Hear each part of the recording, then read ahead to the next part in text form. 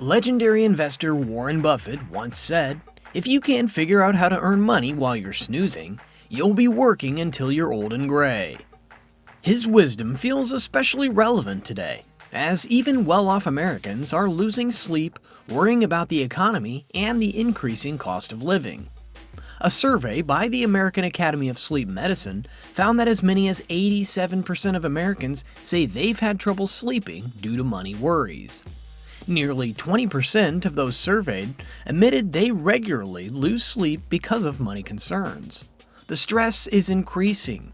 Creating a steady source of income that doesn't require constant work could be one of the few ways to break free from the daily grind.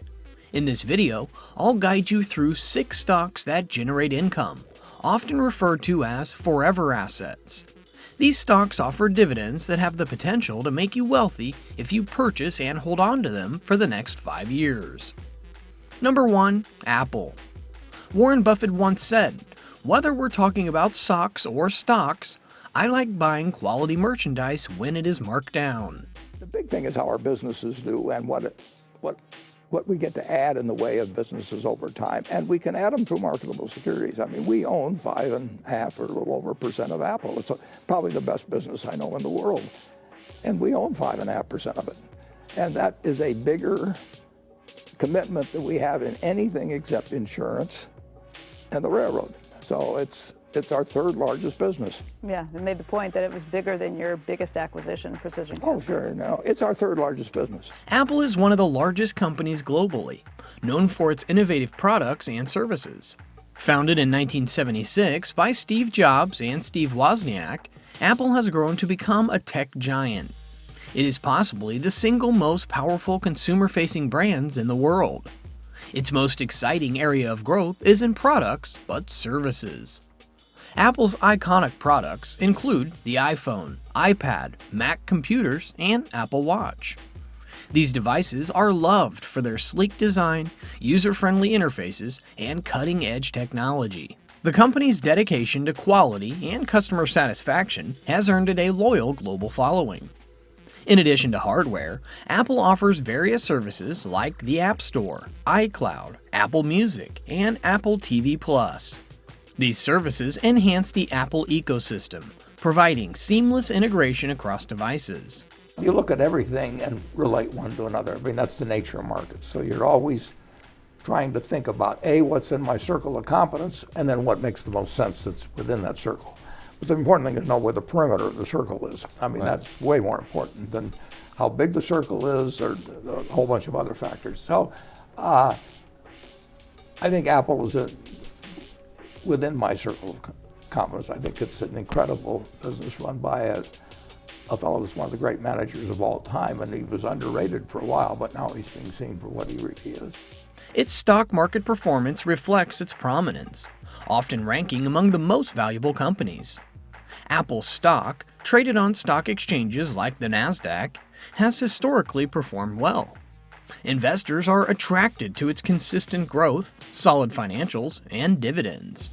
In the 9 months until July 1st, 2023, services were a part of Apple's money-making, making up to 21.4% of all the money they earned. But when we look at how much they really earned after taking out the costs, it was even more impressive.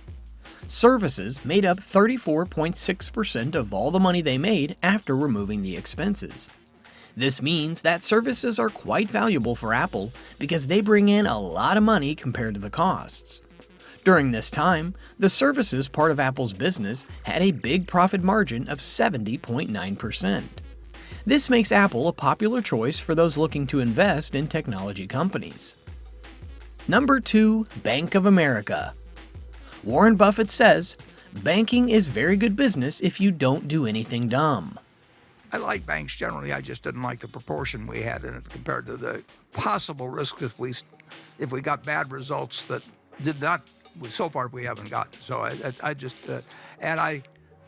we were over 10% of Bank of America. It's a real pain in the neck, both to the bank and more to the banks than to us if we go over 10%. There's just a whole lot of, and I like the Bank of America. I mean, I like Brian Moynihan very much, and I like the banking business fine.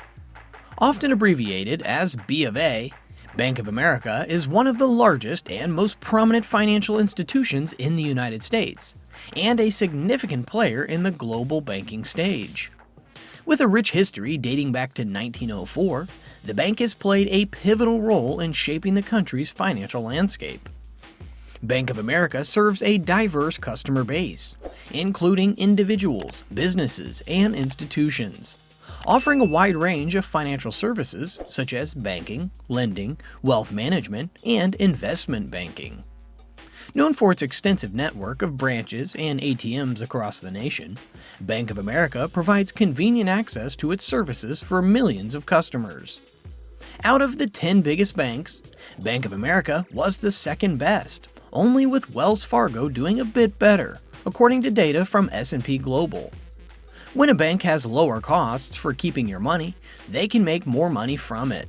Pardon me? Why did you keep Bank of America? They invited, I invited myself in many years earlier, and they made a very decent deal for us. And I like Brian Moynihan enormously. And I just don't want to sell it. But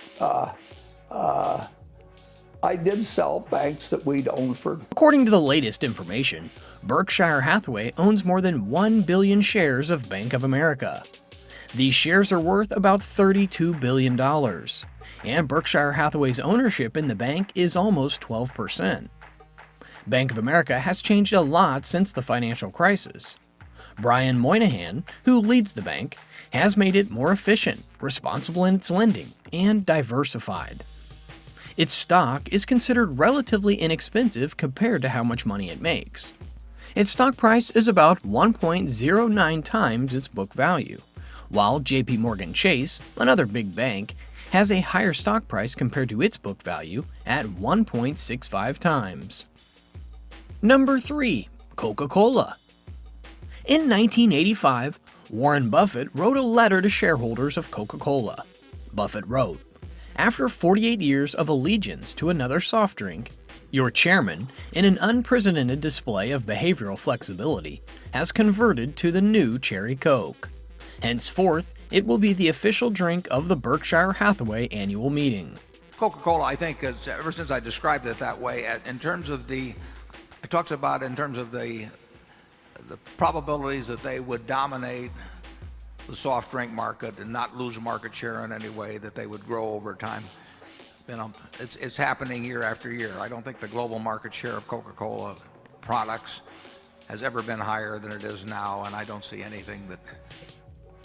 Coca-Cola is one of the world's most iconic and recognizable beverage brands.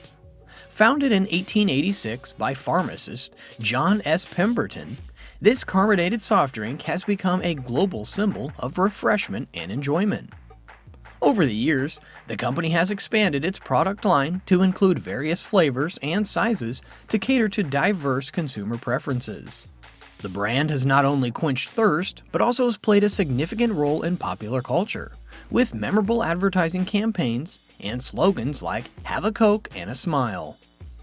Warren Buffett bought 400 million Coca-Cola shares for $24.2 billion, making it his fourth biggest investment. And now he owns 7.32% of his investment portfolio in Coca-Cola. In total, he owns 9.22% of all Coca-Cola shares.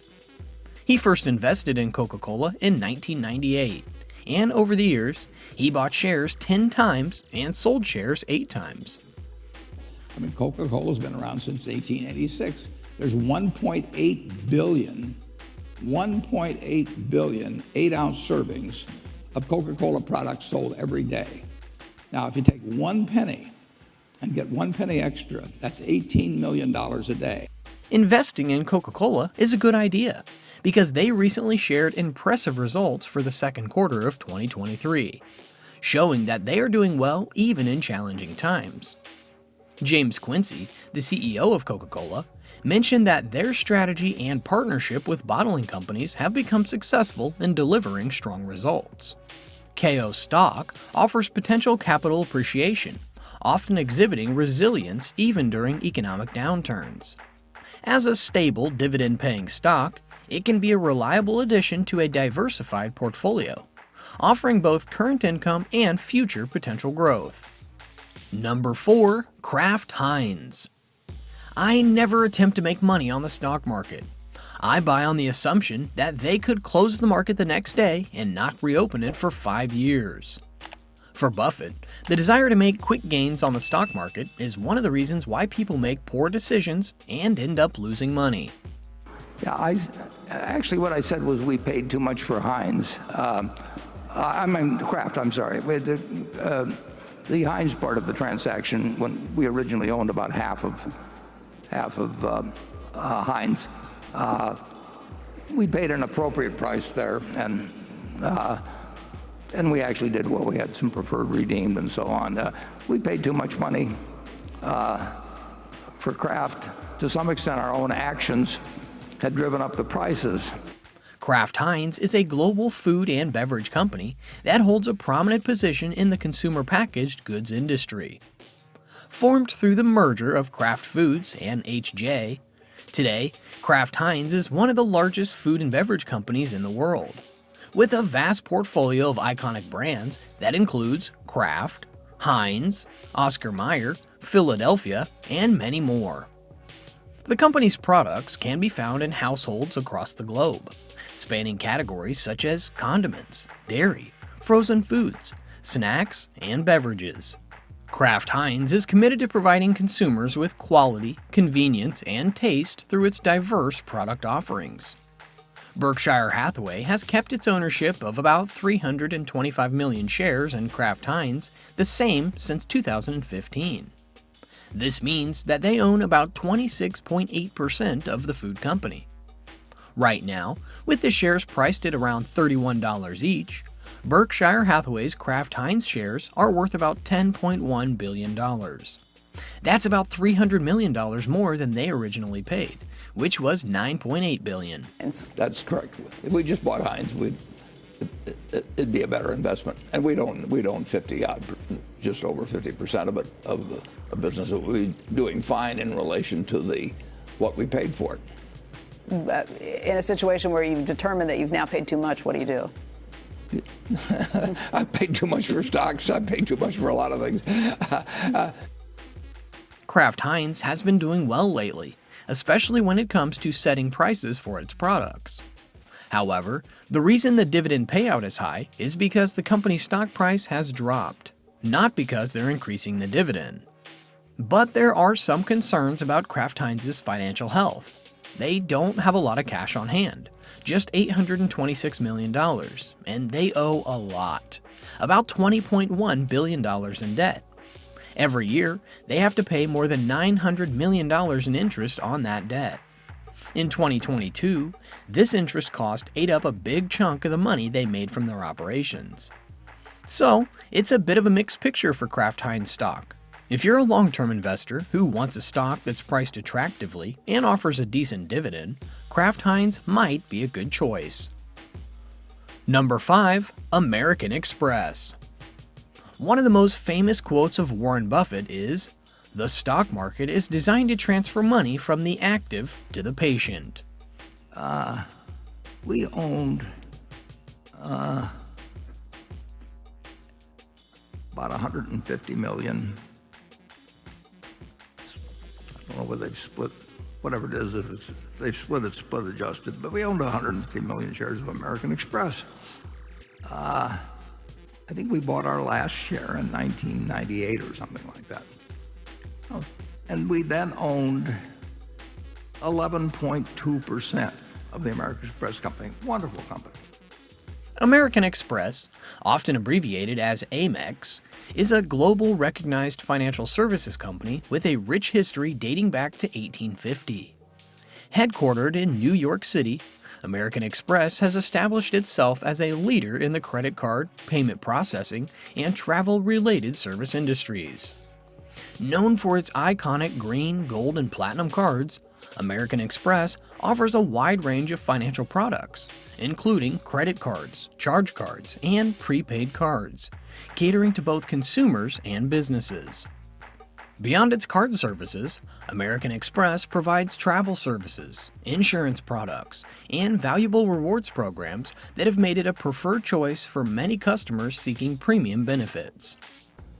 I wouldn't use the word inevitable, but I would say that nourished properly, that the American Express name has had excuse me, has huge value and is very, very likely to get stronger and stronger as the years go by. But I think that what they went through showed that it could take quite a beating and come back, but I don't think you'd want to test it that way indefinitely. Investing in American Express hasn't been easy this year. While the S&P 500 has gone up by more than 8% since the start of 2022, American Express's stock has only increased by a modest 2.3%, and it went down quite a bit from its peak in February.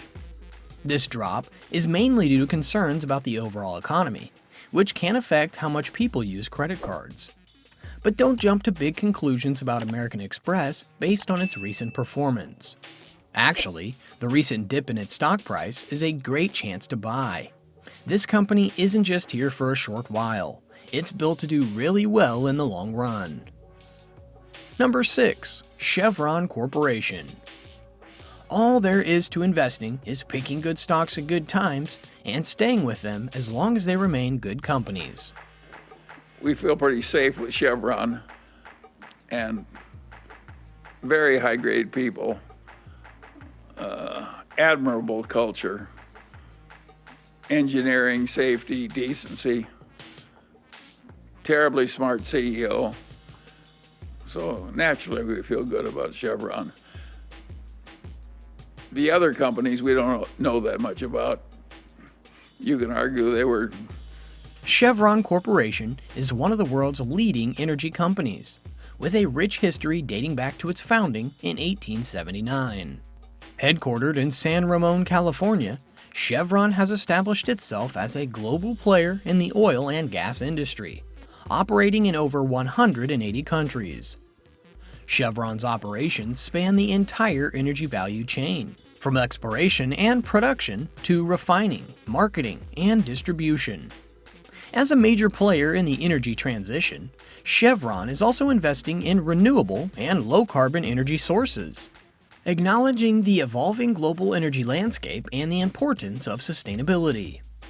The company's brand is synonymous with a distinctive red and blue logo, and its subsidiaries, including Chevron USA and Chevron Phillips Chemical, are influential in their respective sectors. Companies, you're not going to find it. And what you elect to do yourself, if you own an index fund, you're going to own Chevron. And believe me, Chevron is not an evil company in the least.